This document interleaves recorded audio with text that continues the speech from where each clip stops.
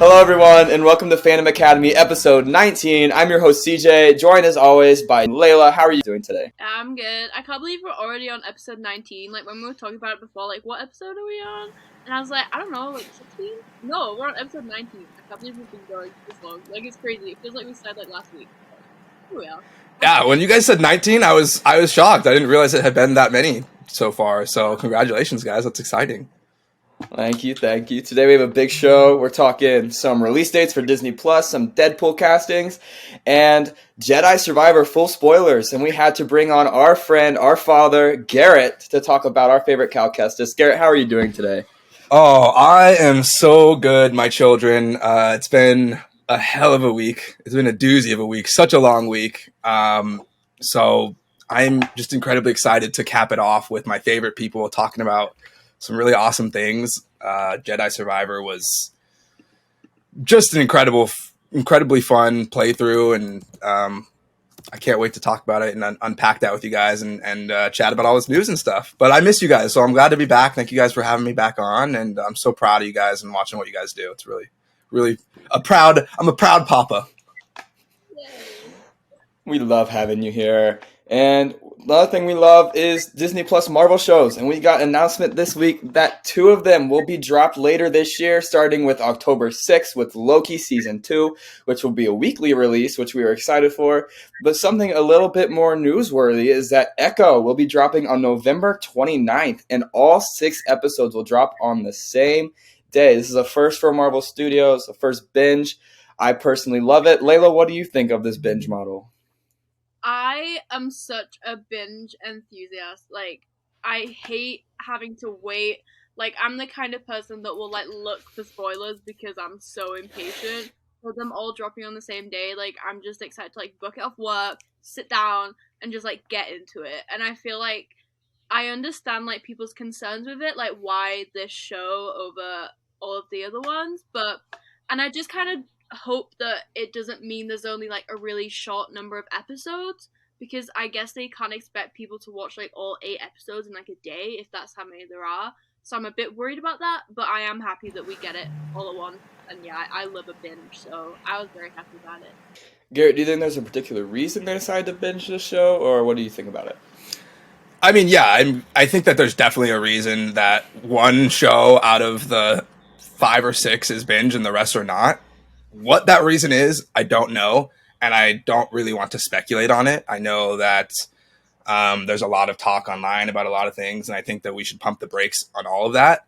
I think a likely answer is narratively, there's things that play better in a binge model rather than like a week-to-week discourse on Secret Invasion. That's going to be, if I had to guess, the highest week-to-week discourse since WandaVision, which is massive.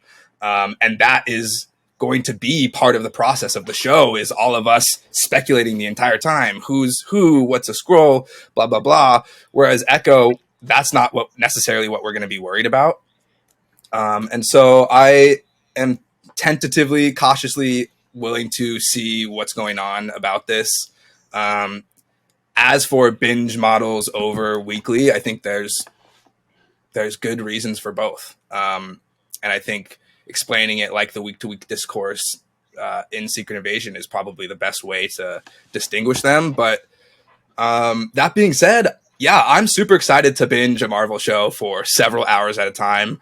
On the content side of things, it's going to be a little different, having to worry about, like episodic reviews. It's not going to be a weekly thing for Agents of Fandom, so we're going to have to figure out how to package that content. But other than that, I mean, I'm excited to see this show. I've been excited since the beginning, and so hopefully it's done justice. I'm for sure so excited. This is one I was looking forward to, because when we first met Alaqua Cox's Echo in Hawkeye, I loved her. She was so iconic, and I'm She's so badass. excited she's back. She's so badass. And I'm hyped that she's back, and I'm hyped to see Vincent and Charlie Cox back as well, which is another reason I think this might be a binge, because if you look back at what happened during She-Hulk, if they were going for week discourse, it was more when is Daredevil coming, more than people talking about the show. So if you look at that, I think that might have something to do with it a little bit too. But also, I think there are some Marvel shows that have been released, like She-Hulk. I also think Falcon and the Winter Soldier would have been better as a binge too, as like a 6-hour movie versus week-to-week discourse. Whereas some things like Loki and WandaVision and Secret Invasion, I think will play better as week-to-week things. So I just think this is maybe them experimenting a little bit to see how this works and how this does for like numbers on the platform.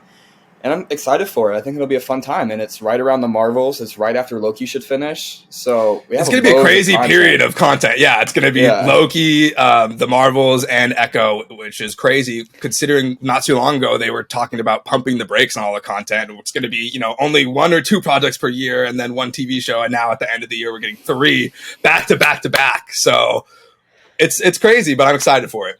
And it's so exciting. They're all from like different corners in the Marvel universe too. You have like the multiverse with Loki, you have space with the Marvels, and then you have like the street level crime in New York City with Echo. Should be an exciting time. And also things that are exciting coming to the Marvel universe is we have Deadpool 3 coming up soon. The castings are not slowing down at all. And this week we got castings or the announcement that Yukio and Negasonic Teenage Warhead will be back for the threequel. Laila, what do you think about it? A win.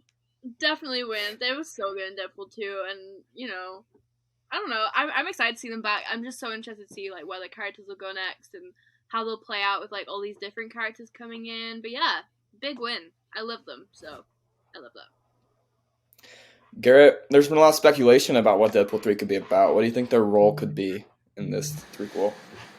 Oh, damn, that's a really good question that I was not prepared for. I don't know. Hopefully more so than what it was in Deadpool 2, because they were fantastic in Deadpool 2, and I'd love to see some more screen time. The cast itself is just crazy. Where the cast is stacked. So I don't want to speculate. I'm not a big speculator. I hope they have more screen time. I hope they are just as hilarious as they were in the previous installment.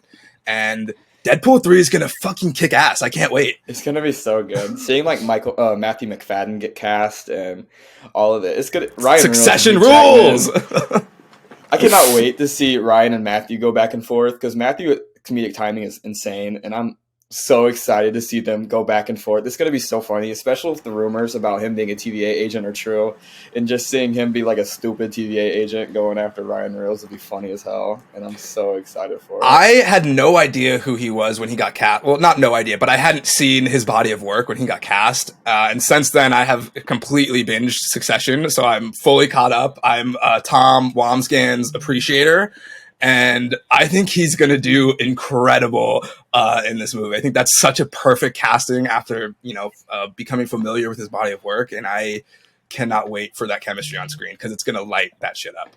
It's crazy to think, but I genuinely think he could steal a show in that movie. I think he could be the one everyone leaves talking about. And that's crazy when you have Ryan Reynolds and Hugh Jackman in that film. But it's going to be such an interesting watch. And with the rumors of it being a Deadpool kills like the Fox Universe type movie, lot of shit's gonna happen, and I'm so excited to see it. But move on to our big chunk of this episode, where we are going to talk my favorite human being in the Star Wars universe. Been watching a lot of Shameless recently, so seeing Cameron Monaghan as a Jedi is so much fun, and I'm so excited to talk full spoilers of Jedi Survivor.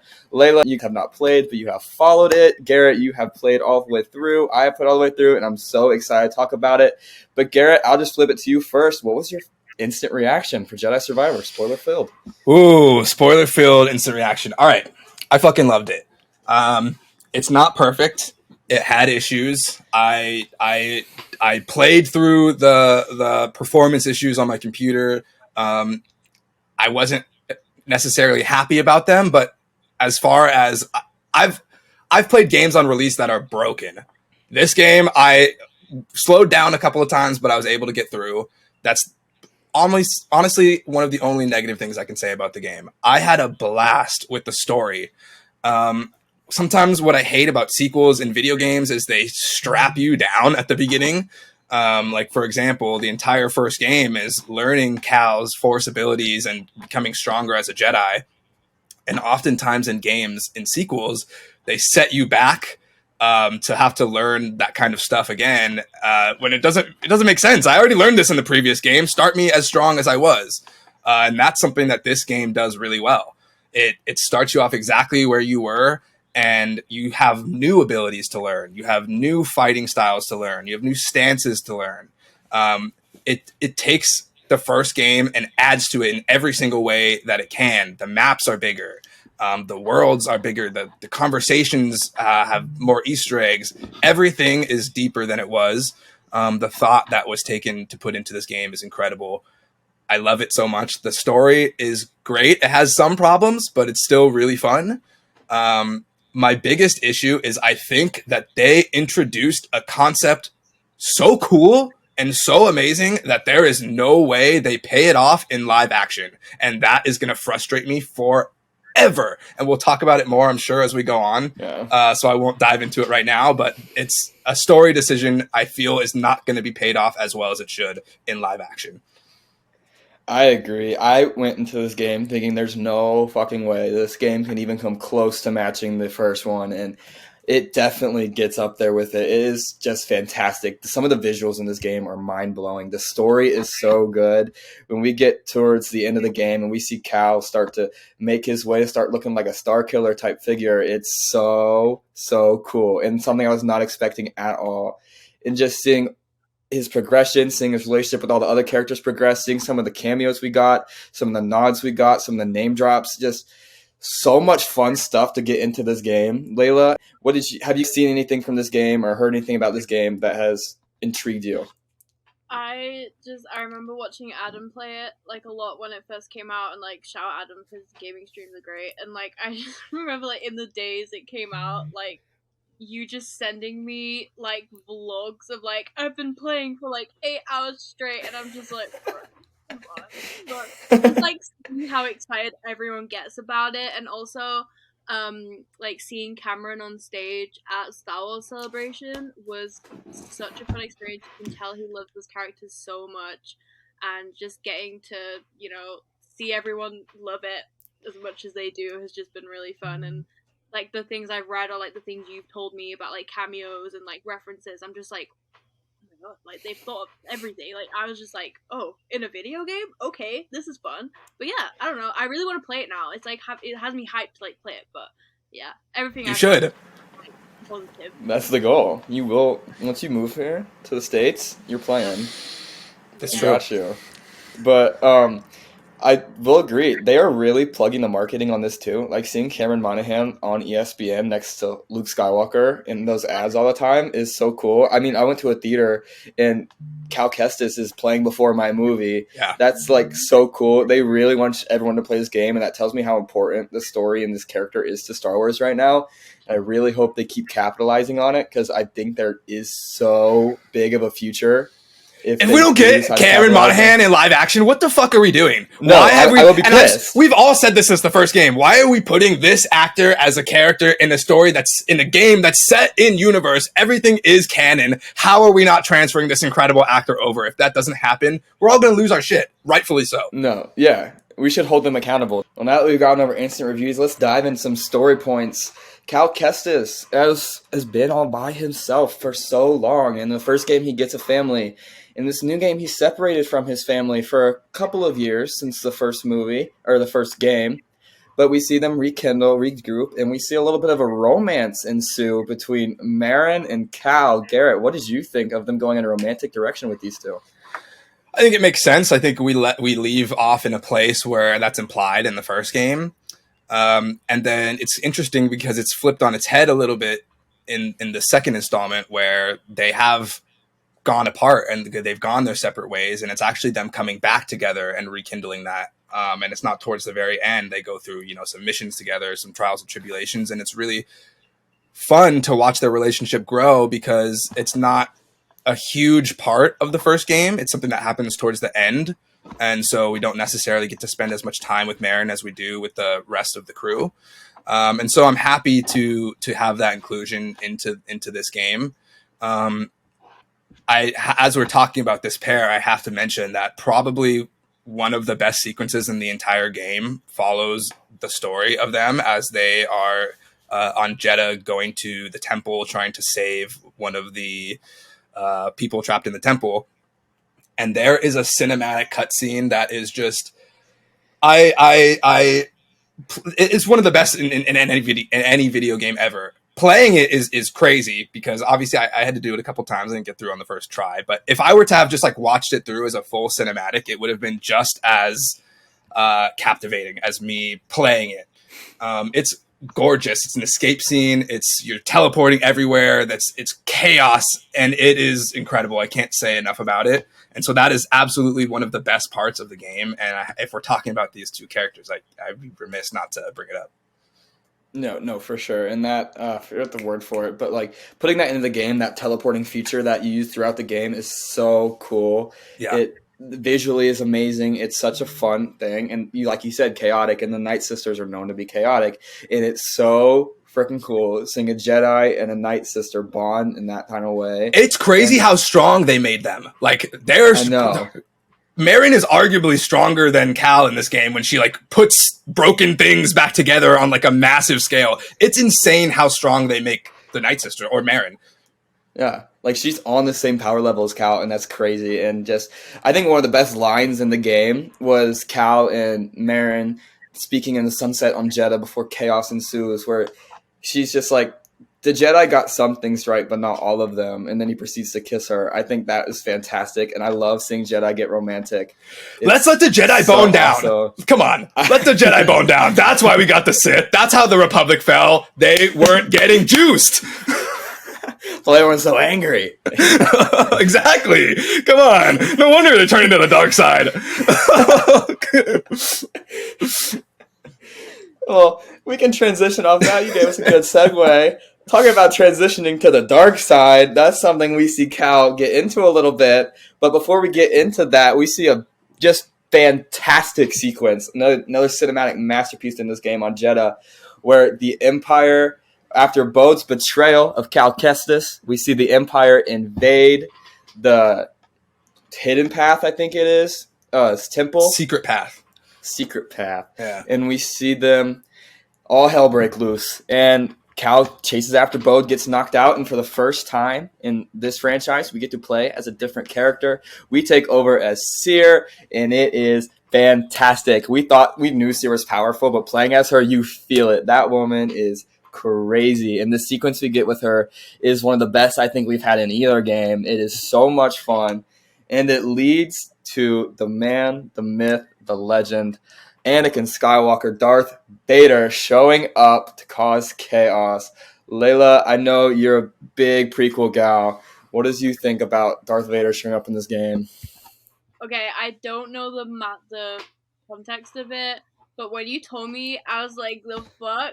Like, Darth Vader and Cal Kestis, like, I don't know, it just had me, like, mind-boggled, like, how they can, like, interweave these characters into so many different stories and just make them that extra bit evil and, like, relevant. It's just, like, after all this time, you're still finding new ways to explore a character like Darth Vader, and, yeah, it had me, like, oh, what?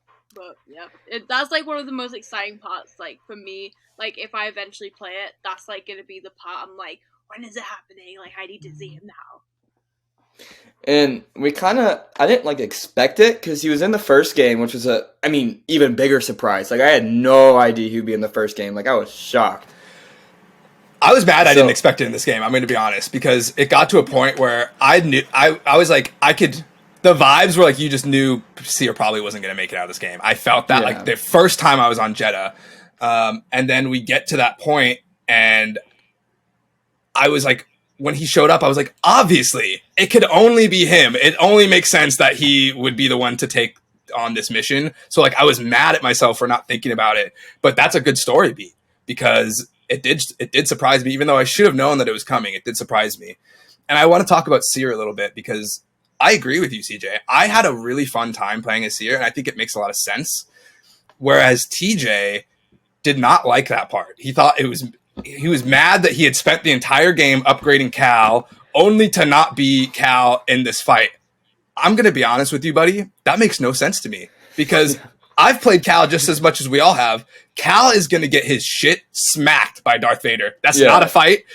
There's just no possible way that we're going to be believing that he escapes that in any way. It has to be Seer. It has to be Seer to take on Darth Vader, because, one, when you hear that breathing come out, you know that we know how far Darth Vader goes in the trilogy. We know where his end is. We know that story.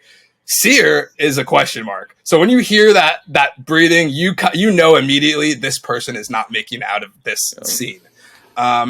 But Seer is at a stronger point than Cal to where it's believable that she could hold her own for that long in the fight. Everything makes perfect story sense the way they did it. And so I'm very happy about how it turned out.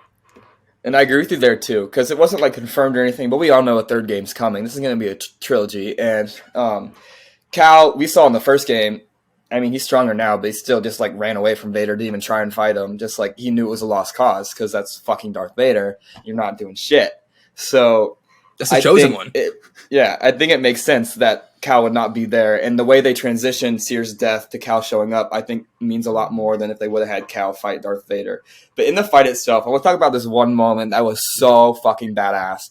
When Seer pushes Vader into the thing and he's buried in rubble, on fire, and just stands up and just burning on fire and just proceeds to whoop that ass. Just an insane visual, one of the coolest Vader moments I've seen, I think, because they do his mask getting cut open a lot. I thought they might do that there, but I think this, just him being burning while he's fighting her, is so cool. And the fight, in the hardest fight, I sat on this for a good while because I was struggling to beat Vader. I was going through it. Yeah, he's tough. Yeah, it was a fun time, but still was not as bad as that Rantar. God. Oh my God, I died so many times to that Rancor at the beginning. A gigantic frog too, the spawn of Ogobog. Oh yeah, that thing was that's an impossible fight, honestly. Fuck that. I know that there's an audience listening, but between us on the podcast, I turned my difficulty down on that fight because I did not want to spend. It wasn't worth it to me. I wanted the skill point. I made it easy. I beat him quick, and I got the hell out of there. I did it. I did that for the frog and the Rantar. Yeah, but for the Vader fight, it wouldn't let me turn it down because I tried. You know what was a son of a bitch? The freaking scorpion thing on Jedi. Like whenever you touch that thing killed me so many times. I hated that thing. Also, the one Bedlam Raider that would like put you in between the spear. Fuck that thing. And the heavy machine droids too. Yes. God. You know, I loved about this game that they added the little holo table game thing that scanned all the units that you had ever faced, and then they all had a different point system, and then you could play them against each other. Like once you had the little scorpion thing and like the AT, like the really high ones, you just hit those every round and just like watch them fuck shit up. I love that aspect of the game. It was really, really, really funny. I do want to say though, something that was my favorite part of this game and the story, and I think they weaved in incredibly beautifully, was the different periods of Star Wars. Like almost every period of Star Wars is in this game in some way or another. There's a High Republic storyline. There's prequel droids and stuff. There's so much prequel lore in this. It's every generation of Star Wars has lore in this, and it is just so fun as a Star Wars fan to just explore this stuff and see all this lore of the different generations and come together in one story. It's amazing. I love seeing that. And I just want to say while we're on the topic, I miss those droids, bro. Those droids continue to be the funniest things alive. They're so stupid and they're hilarious. They're great. Oh my gosh. They're great.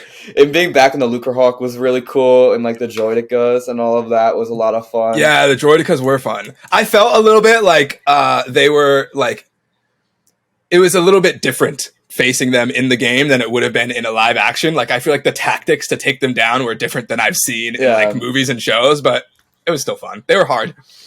No, they were hard, but they were a lot of fun. And I love the High Republic lore too. I'm not really familiar with it, but afterwards I went and bought a book that Damon told me that really dives into the High Republic lore. And with the Acolyte coming, we're gonna really, really dive into it more. So I'm so excited that we're starting to taste this period a little bit more.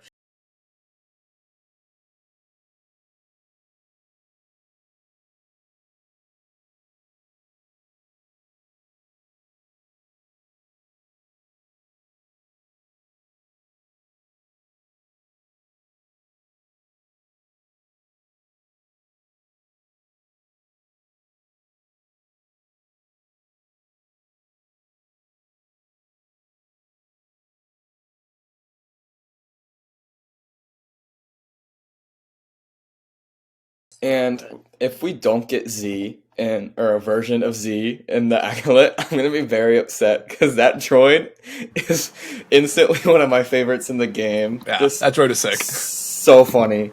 So funny. When we find her, it's so unexpected, too, because we fall on the floor in Grease's place. I'm like, what the hell is happening?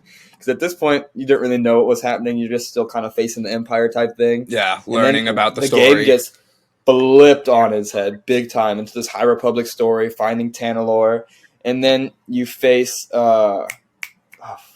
blanking. What's his name? I can't even remember his name. The High Republic. Oh my gosh! I just had it in my head. Dagan Gera.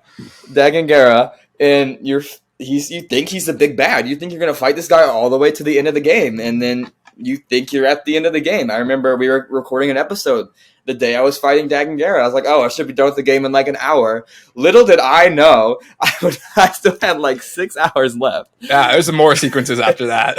Yeah. But I really think that Dagan was a cool character. I think there's a lot of High Republic stuff that they left to be explored. Just a little bit of a tease heading into. I think that's a good idea with the Acolyte coming, and it seems like an area they want to dive into more with the timeline they release. It seems like Acolyte might not be the only thing we get from the High Republic. So it makes sense that they're going to be that's going to be the next kind of era that they focus on. We have all these books and comics coming out, these shows now, and now this being incorporated in this game. They're slowly laying the puzzle pieces for audiences to know what happened during this time period and to fully integrate ourselves with the history of this, which makes sense because we've gone forward. Why not go back and learn the history? There's so much to explore in this galaxy. We all know. So I agree. Yeah. I love the High Republic stuff. I think it's a super interesting era. I love that we're heading down this path in Star Wars. Tanalorr. And yeah. You how fucking good the footage of the Acolyte was that we saw at Star Wars Celebration. Like, I know everyone is gonna that's gonna be everyone's shit. Everyone is gonna It's so high up on my list. I'm so excited for it. I'm so hyped for it. I mean, there's gonna be a Wookiee Jedi in that show at more than one. I'm so happy you guys got to see that. That's so cool. I can't wait till that gets released and we all get to kind of be on the same page as you guys, because that's obviously, I love Ahsoka and I can't put anything above Ahsoka because that's like, that's my shit. That's me and TJ's shit. But if I were to put anything even remotely close to it, the Acolyte would be like a close number 2. It's just going to be so much fun. And even in this game, there's still like question marks that they left in this game. Like when we first see the visions of Tanalorr with Dagan, and you see a whole bunch of ships invade Tanalorr, and that's not really touched on. Who were the ships? Like so many question marks there. Who were the High Republic fighting if the Sith weren't really there yet? The Bedlam Raiders. Was it the Bedlam Raiders? It was the Bedlam Raiders. Yeah, they were a big force. At least that's what I gathered out of the game. But either way, we're questioning it, so it needs to be explored more, right? Yeah, for sure. And I'm excited to get into it. And even at the Bedlam Raiders, if we dive more into them, because like Daglan with Ravis, like they knew each other before Dagan went back to Tank. Mm-hmm. So how long has Ravis been alive for? Because Ravis was probably around during the High Republic. So seeing him in live action would be really, really cool too, because he was a pretty interesting character that when we had to fight him was kicking my ass a little bit. It was super cool with the tentacles and growing back and stuff. Really cool. The most annoying thing with that fight, you think you beat him, and nope, there's a second half of this fight, and you don't get stim refills, and you just keep dying. It's a lot of fun. So much fun and so much anger. It was beautiful. I can tell you had a really fun time with that one. Yeah. I was so mad. I hated that shit. He was fun. I agree. I would love to see his species, even if not him, but his species in live action, because it seems like they're pretty dangerous. I also want to see. I think his name was Targo, the little frog-looking thing that we see on that planet that was causing all the chaos. Turgle, right? Turgle, yeah, something like that. Yeah, he was adorable. Goofy little dude. Was he a live action Turgle? Yeah. They would make so much merch off that. That would be so funny. It was so good. And I love that we had that little hub planet. I don't love how much we were forced to go back there just for the sake of it being a hub planet. I think sometimes that did like it made sense, but there were sometimes it felt a little bit repetitive going back there. But I love the idea of having a hub planet too. Yeah. It just wasn't out of all the planets, it wouldn't have been my favorite based on like the environment and stuff, but it was obviously the biggest and most explorable planet. So it makes sense. But I'm saying with you, it wasn't my favorite planet by any means. And seeing the Jawas in there was pretty cool too. And seeing all of them running around was fun. But the biggest through line of this game was getting to Tanalorr, away from the Empire, a place the Empire can't follow, and they had to go through hell to get there, including the turn of Bode, who turned out to be a former Jedi turned not necessarily Sith Lord, I don't think, but not exactly your friend. Enemy and antagonist to Cal, because he wants Tanalorr for himself and his daughter, and Cal wants to use it as a way to get the secret path there and going and save a lot of lives. And in the end, Cal won, defeating Bode in a battle where Bode became my least favorite Star Wars character of all time because he